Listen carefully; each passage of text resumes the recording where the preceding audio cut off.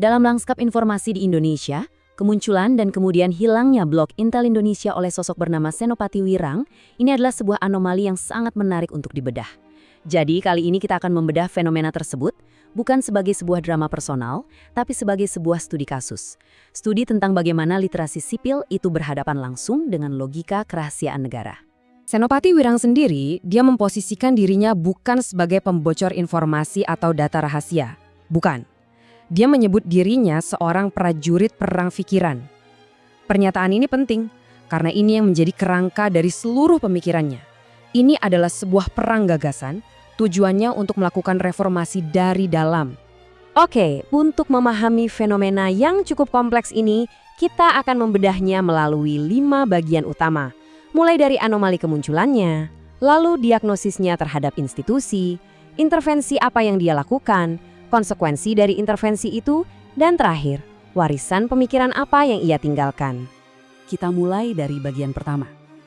Kita perlu melihat blog Intel Indonesia ini bukan cuma sebagai situs web biasa, tapi lebih tepatnya sebagai sebuah retakan dalam monopoli negara atas informasi keamanan.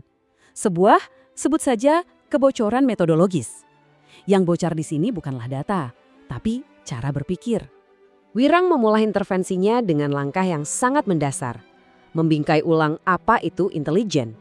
Menurutnya, intelijen bukan sekedar aktivitas misterius soal mata-mata, melainkan sebuah disiplin ilmu. Ini langkah yang krusial untuk demistifikasi ya, mengubah intelijen dari mitos menjadi sebuah ilmu yang punya metodologi dan bisa dianalisis secara objektif. Nah, disinilah letak perbedaan paling fundamentalnya, metodologi. Kalau analis arus utama kan, biasanya fokus pada peristiwa di permukaan yang sumbernya rilis pers atau pernyataan resmi. Wirang melakukan hal sebaliknya. Dia mendekonstruksi pola operasi di lapangan. Dia menghubungkan insiden-insiden lokal yang kelihatannya acak ke kepentingan geopolitik yang lebih besar. Dan yang terpenting, dia melihat sebuah kegagalan itu bukan cuma kesalahan teknis, tapi gejala dari kemerosotan institusi yang lebih dalam. Sekarang, kita masuk ke bagian kedua. Inti dari argumen Wirang adalah diagnosisnya. Dia mendiagnosis adanya sebuah penyakit yang menggerogoti aparatur intelijen nasional. Sebuah pembusukan yang sifatnya sistemik. Wirang mengidentifikasi ada sebuah pergeseran fungsi yang sangat krusial di sini. Badan intelijen yang seharusnya menjadi instrumen negara untuk melindungi kedaulatan telah mengalami devolusi. Dia berubah menjadi instrumen rezim.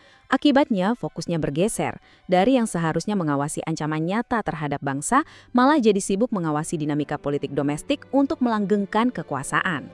Gejala-gejala dari patologi ini pun teridentifikasi secara spesifik, mulai dari etos kerja yang menurun, prioritas yang beralih ke intrik politik internal, sampai degradasi integritas personel. Nah, konsekuensinya, menurut analisis Wirang, ini adalah pelemahan kapasitas negara secara fundamental untuk melindungi kedaulatan ekonominya dari ancaman eksternal yang nyata.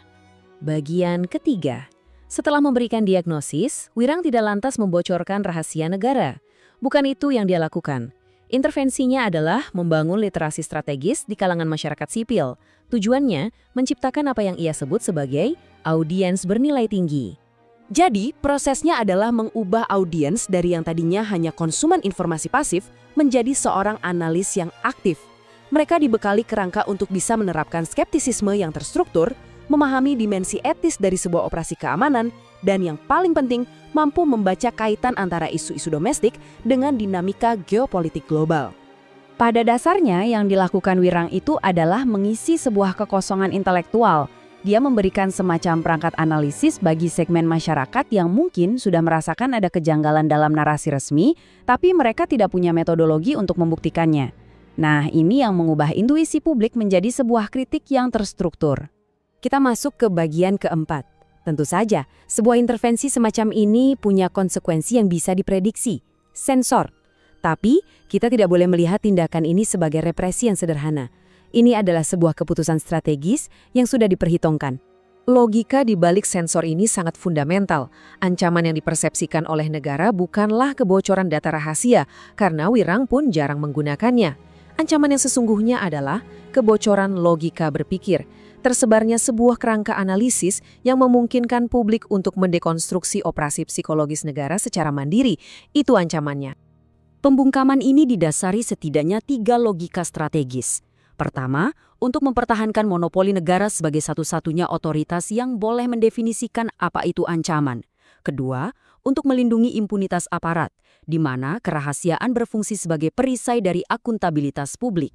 Dan yang terakhir, ini yang paling fundamental, adalah untuk mencegah lahirnya fungsi kontra-intelijen sipil yang mampu mengawasi negara secara independen. Oke, kita sampai di bagian terakhir. Meskipun blognya sudah dihapus, dampak dari pemikiran Senopati Wirang ini sepertinya melampaui tindakan teknis sensor itu sendiri. Warisan utamanya bukanlah konten yang bisa dihapus, tapi kapasitas berpikir kritis yang sudah ditanamkan pada audiensnya.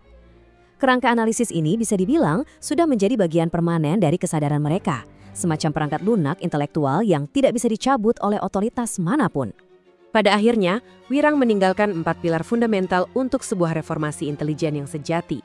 Menurutnya, reformasi harus dimulai dari integritas individu, diikuti oleh kemampuan profesional yang mumpuni, diikat oleh etika yang ketat, dan diarahkan oleh fokus strategis yang jelas, melindungi kedaulatan negara, bukan kepentingan rejim.